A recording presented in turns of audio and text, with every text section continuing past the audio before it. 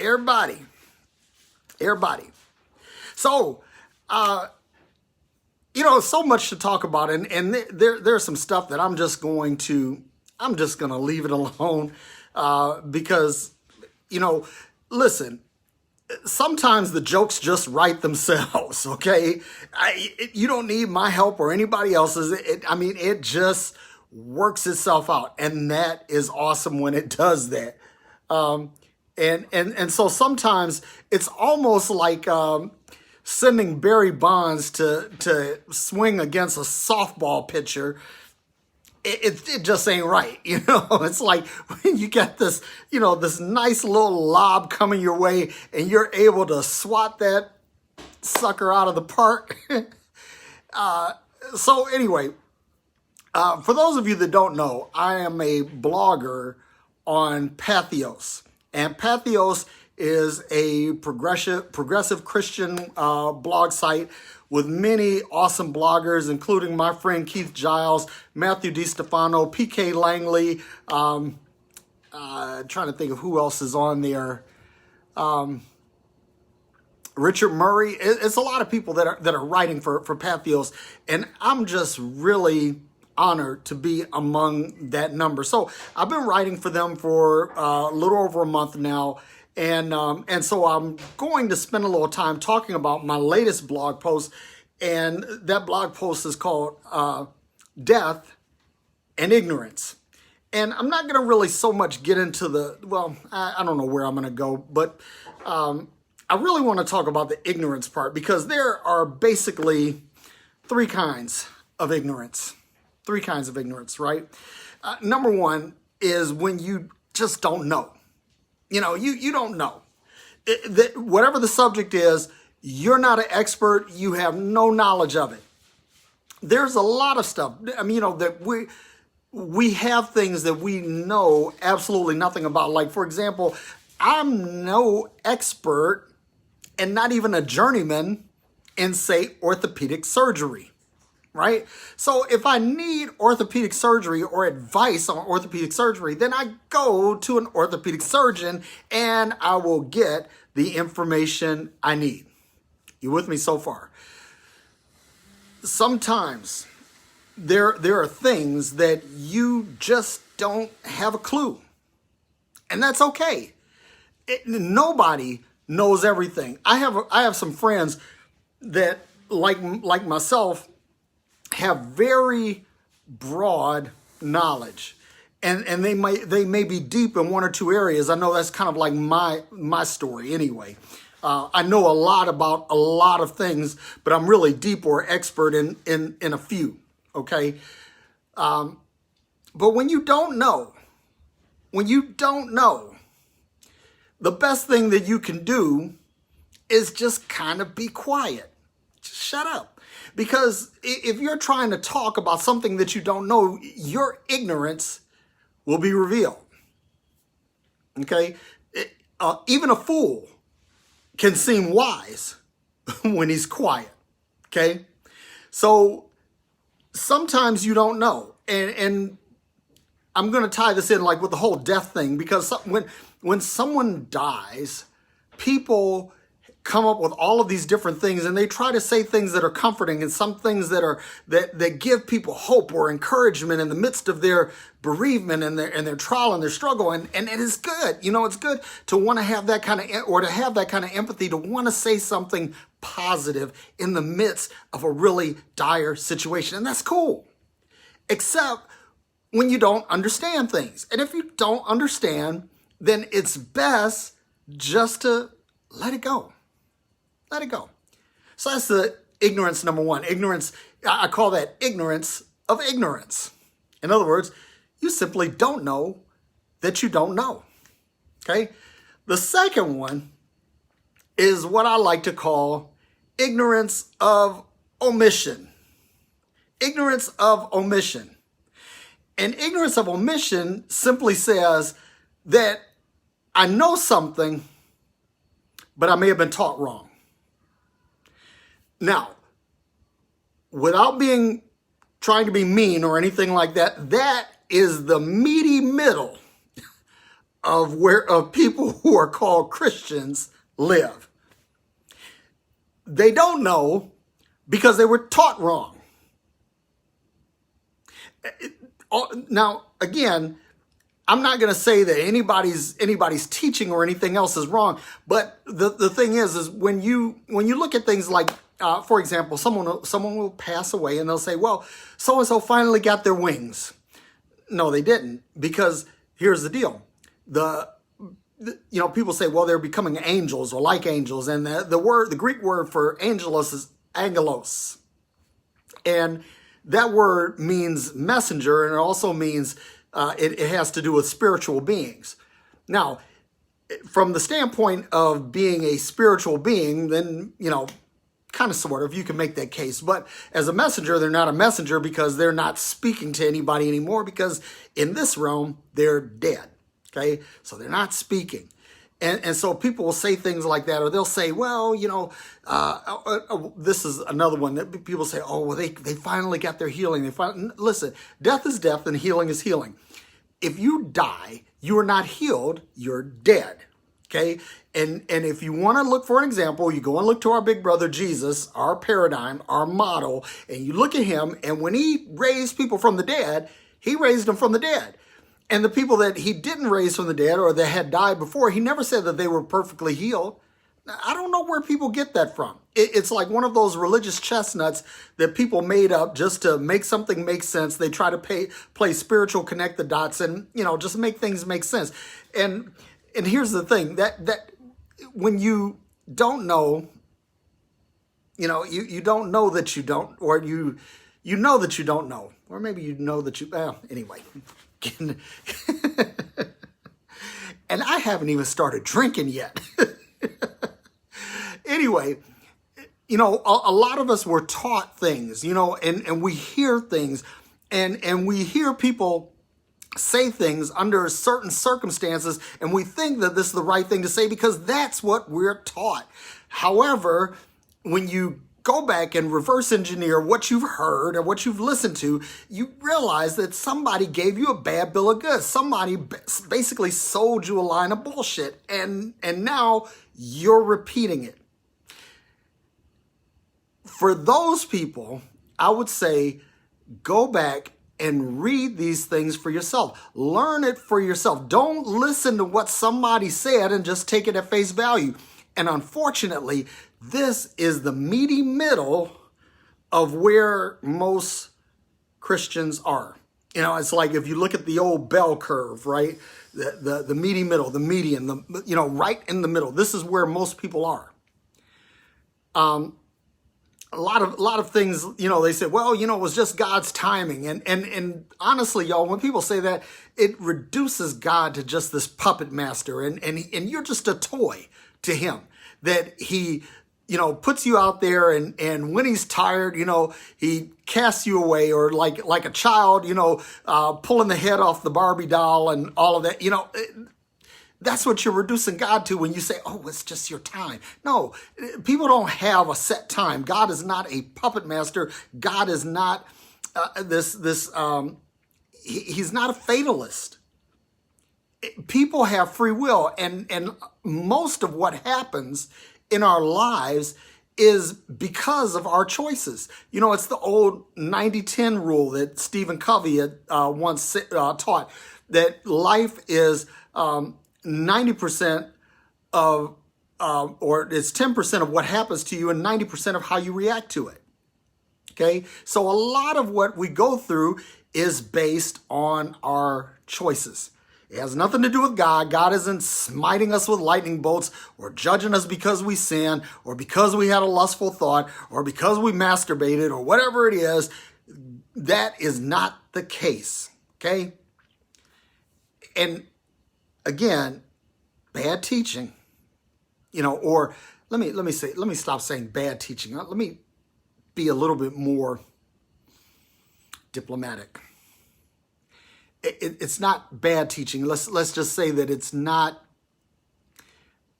that there's no technical source for it. In other words, it's basically spun from whole cloth. Okay. And again, this is, if you find yourself in this place, then get some understanding. You know, your Bible says that if any lack wisdom, that they can ask God for it and he'll give it to you. And I'm going to tell you, this is where I am right now. I don't ask God for anything else other than wisdom. I don't ask for healing for people. I don't ask for anyone to be raised from the dead. I don't ask for money. I don't ask for a position. I don't ask for power. I don't ask for cars. I don't ask for houses. I don't ask for mended relationships. I don't ask for any of these things. What I do ask for is wisdom. And 100% of the time, God gives me the wisdom with which to deal with these things. And as a result, my life is getting better. You know, my peace is greater. My joy is greater. And the manifestation and the expression of my love is greater, because all I'm asking for is wisdom. And again, if you go to your Bible and you look at the story of Solomon, God told Solomon, hey, you can have whatever you want, bro. What do you want? And Solomon said, you know something, just give me wisdom and the rest of it I'll sort it out. And so the story goes that Solomon asked for wisdom and God gave him everything else to go along with the wisdom. You see how that works? Anyway, let me keep moving. The last category is ignorance of commission. Ignorance of commission. And y'all hear me out. This is the area that I call criminal. And I call it criminal is because this is deliberately hurtful. Because there are people who have a certain degree of scholarship around things theological. And so they have actually read their Bibles, right?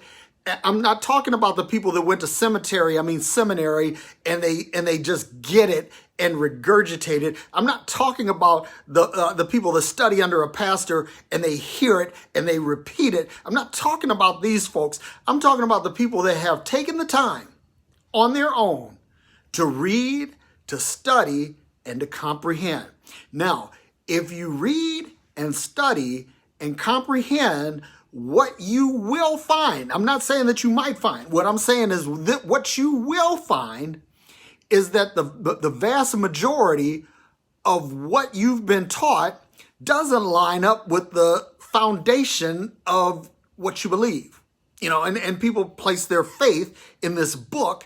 And when you place your faith in that, here's the deal. There's a lot of room for misinterpretation because that book just doesn't cover it all. It doesn't. I'm sorry. People say the Bible has every answer for every situation. No, it doesn't. No, it doesn't. It just doesn't. Now, what I'm getting to here is people that know. They know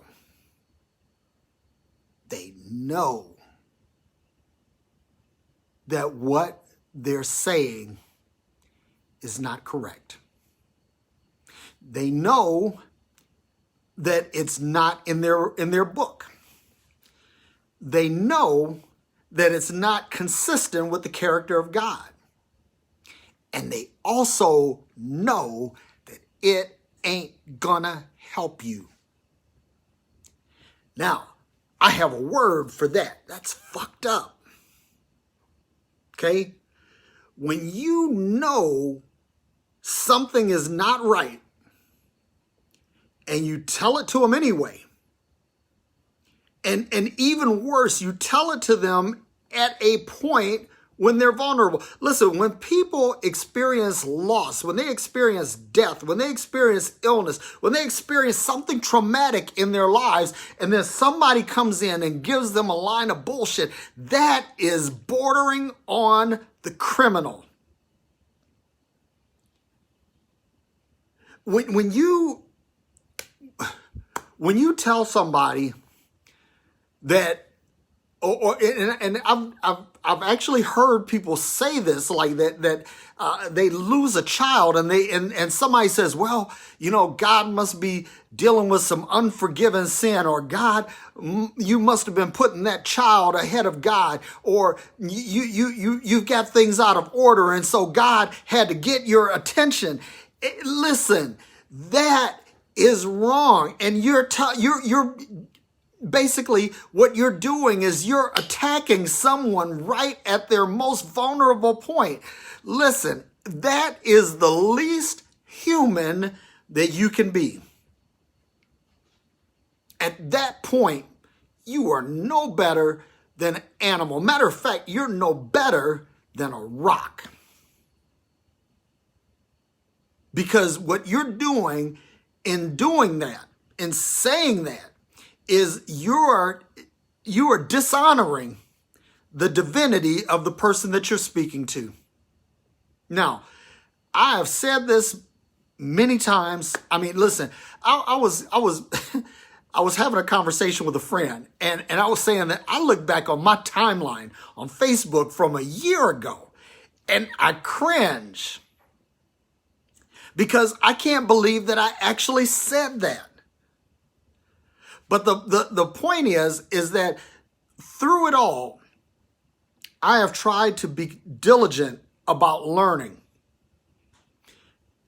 because I want to understand what it really means to live abundantly. I want to understand what it really means to be free. And so I'm constantly dissecting things that I've been taught over the years. I'm reverse engineering them and finding out if this is something valid. Is this something that I can hang my hat on? And if it is, I continue on with it. But if it isn't, I let it go.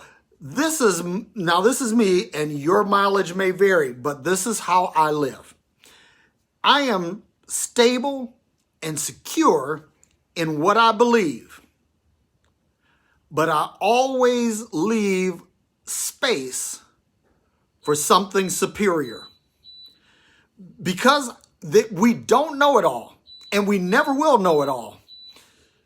You have to be willing to give space to what could be a superior revelation.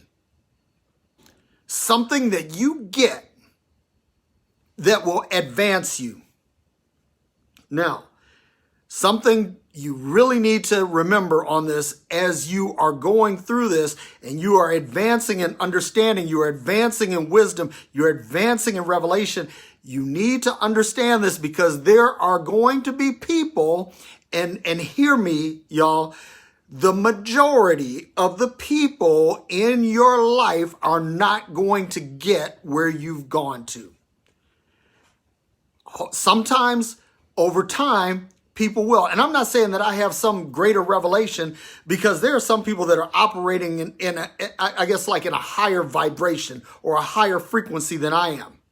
And I aspire to reach that understanding that they do. So I keep learning and I keep listening, and I leave room for superior information, because when the superior comes, it must displace the inferior. But again, people will hear what you're saying, or they'll see what you're doing, and this is what invariably happens.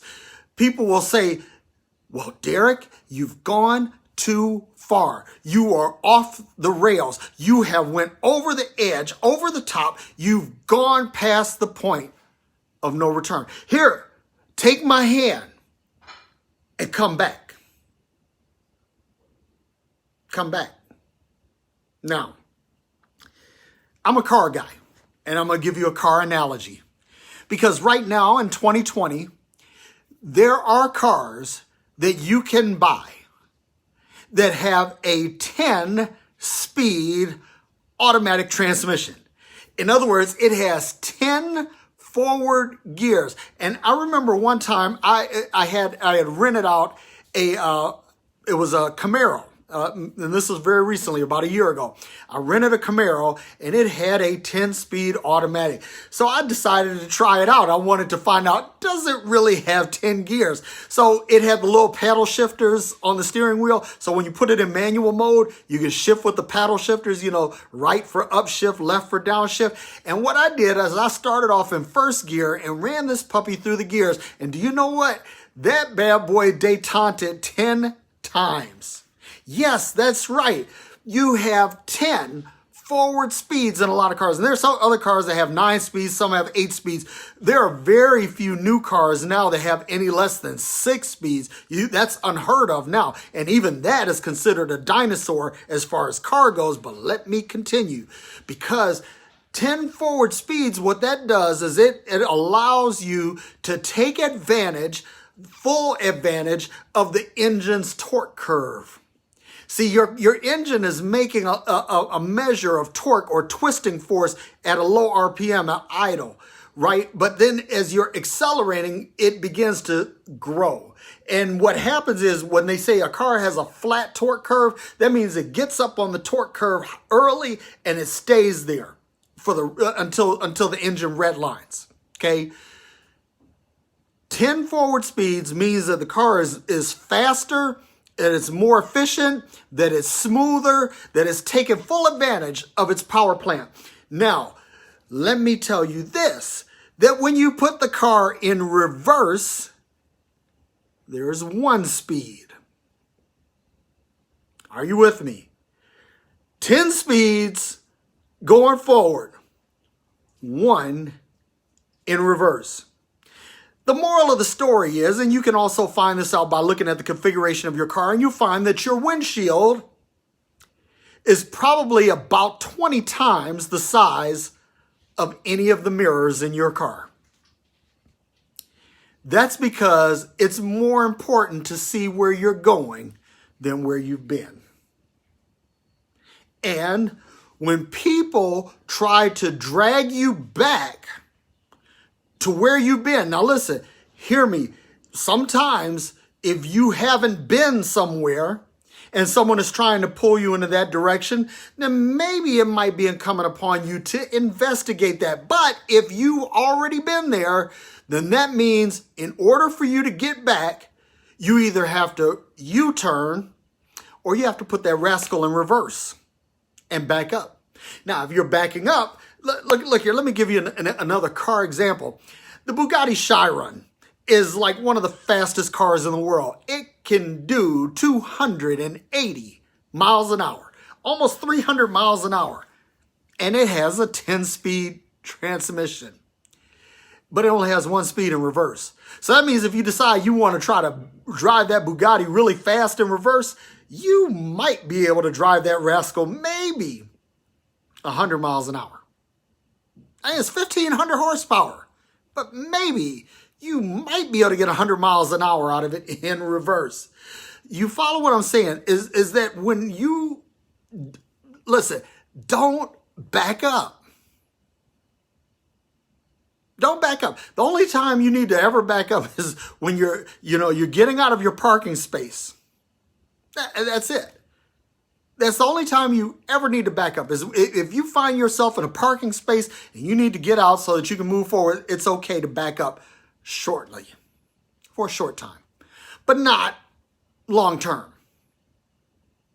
And unfortunately, this is how religion operates. Religion operates by keeping people in reverse. Listen, at least if you are in park, you're sitting still. You have time to contemplate what your next move is going to be. But religion constantly has you going backward. And anytime you try to make forward progress, religion is going to step in and stop you. It's going to arrest you in your tracks and tell you to back your ass up. Now, the point of all of this is, like I said, that when you find superior revelation, superior knowledge, superior understanding, there are going to be people who will tell you that you need to back up. one more story.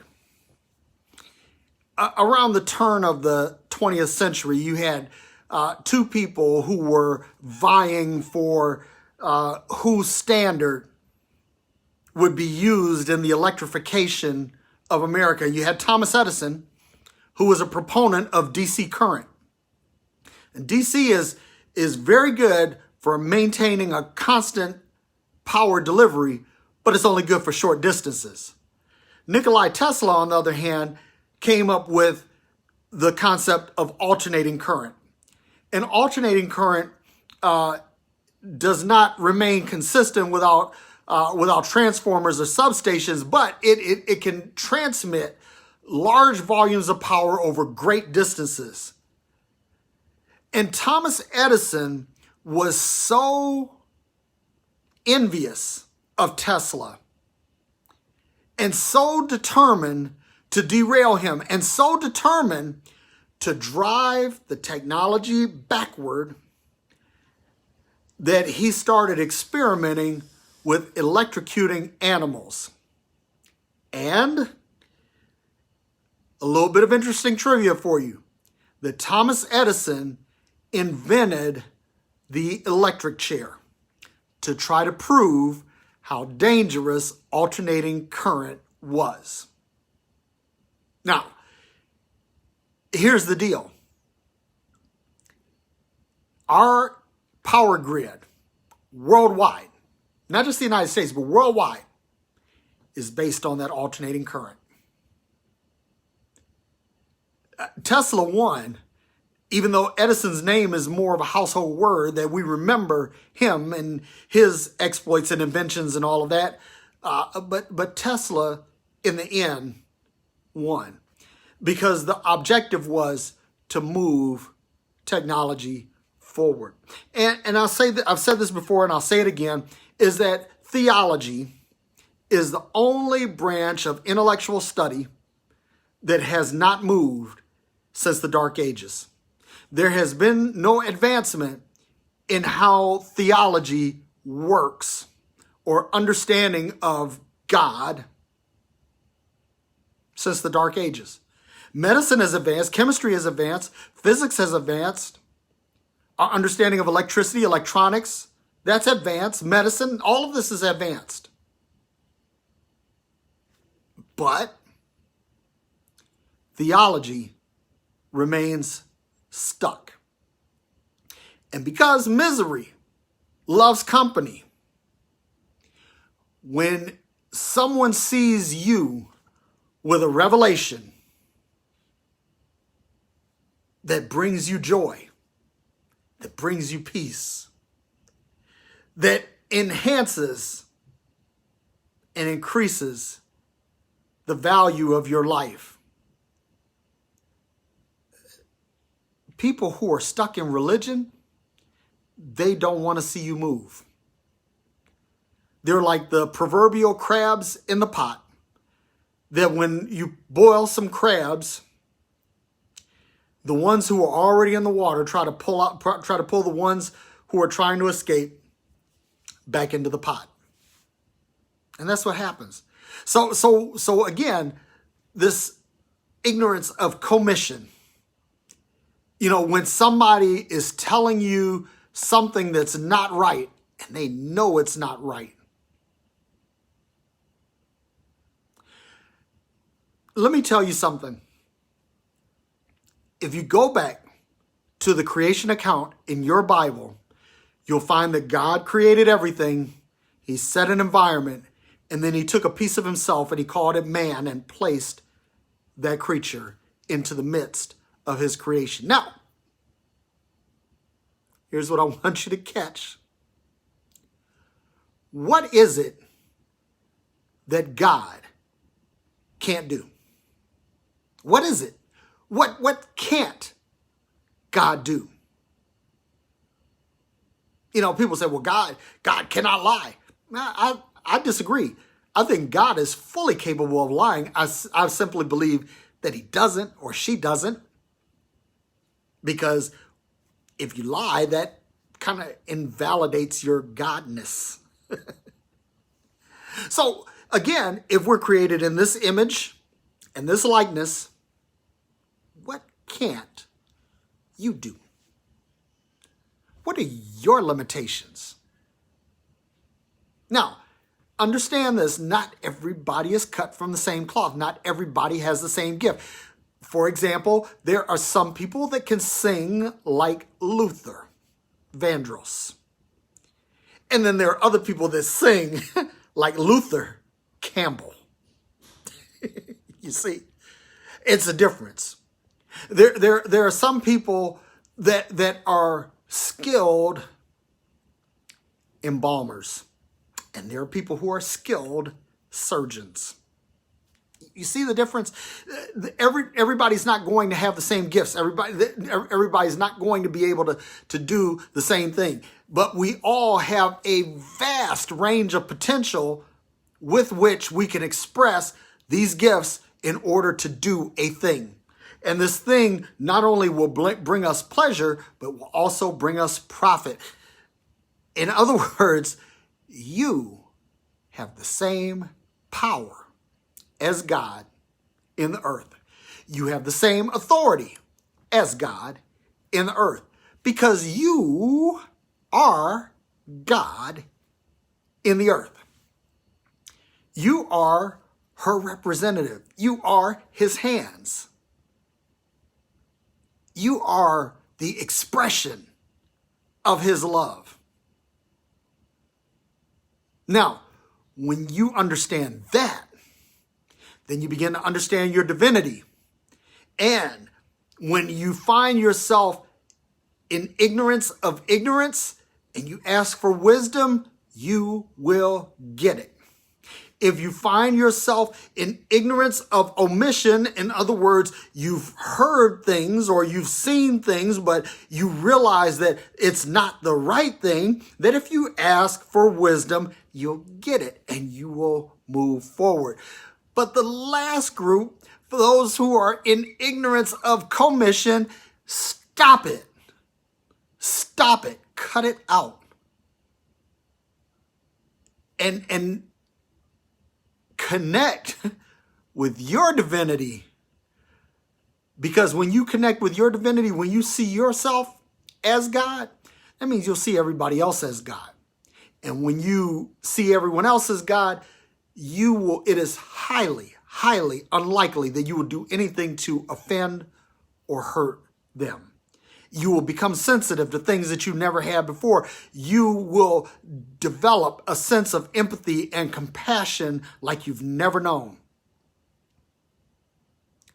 So we need to overcome ignorance. And the only way to overcome ignorance ultimately is to understand namaste. In other words, I see the light, or I see the God in you. And that's what I have for today. So if you want to check out my blog, feel free to go out to pathos.com. It's called Love Minus Religion.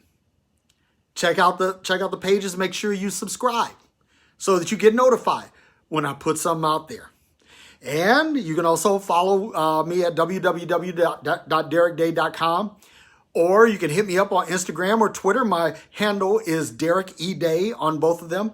And you can check out this stuff on YouTube. And if you go on YouTube, listen, I've been on YouTube now for 10 years. I've been putting videos on YouTube for 10 years. So you can go back, and I haven't deleted anything. So you can go back and see my growth.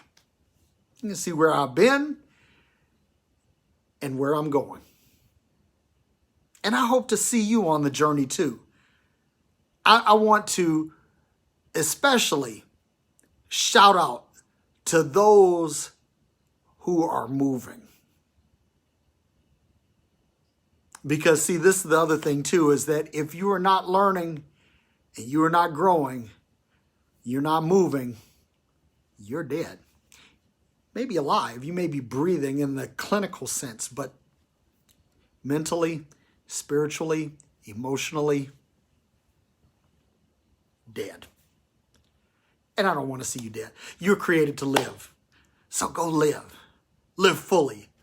Live lovingly. And live joyously. And so, that being said, be sure to tune in on Sunday for Quantum Spirituality. And I will see you then. Party up.